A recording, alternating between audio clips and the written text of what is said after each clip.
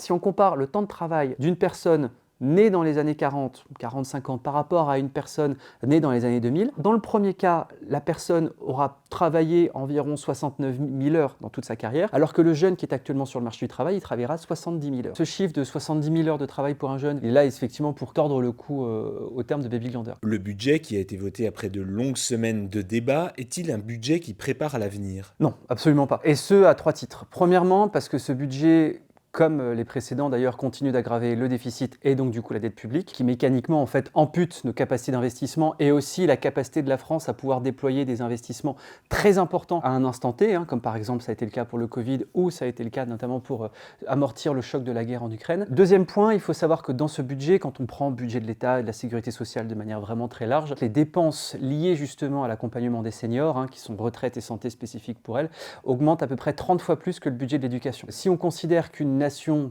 tient principalement par son éducation, par sa recherche, son enseignement supérieur, on peut se dire que mécaniquement, malheureusement non, le budget ne prépare pas l'avenir. La troisième raison, c'est qu'en fait, il fige les équilibres existants.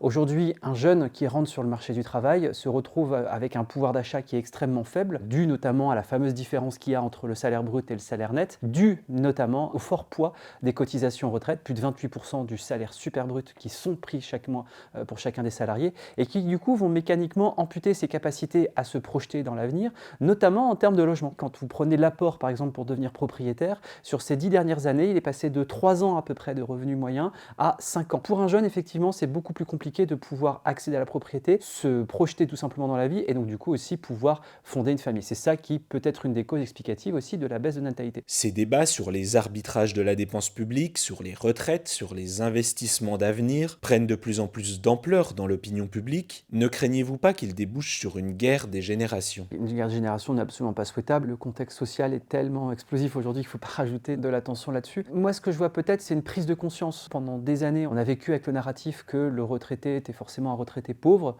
en France. C'était vrai, jusqu'aux années 70-80. Le taux de pauvreté des retraités était largement supérieur à celui de la population globale. Aujourd'hui, c'est l'inverse. Aujourd'hui, un pauvre en France, c'est pas un retraité, c'est un jeune ou une famille monoparentale. Donc il y a eu un rapport qui s'est inversé. Donc du coup, il y a une prise de conscience qui est en train de s'opérer. On ne maîtrise plus aujourd'hui les finances de retraite. On voit bien que même quand on essaye de faire une sous-indexation, donc c'est-à-dire une indexation positive mais légèrement moindre que celle de l'inflation, et tout de suite on a une levée de bouclier de tous les corps sociaux, des partis politiques aux syndicats en passant par le milieu associatif. Le but n'est pas de faire du retraité bashing, loin de là. Mais il faut quand même voir un petit peu l'éléphant au milieu de la pièce. Les retraites, ça représente environ 400 milliards d'euros de dépenses publiques par an. C'est à peu près 100 milliards de plus que ce que dépense la moyenne de nos voisins européens. Et ce qui fait qu'aujourd'hui, quand vous avez un salarié moyen qui va être aux alentours de 2500 euros net, pour son employeur ça coûte environ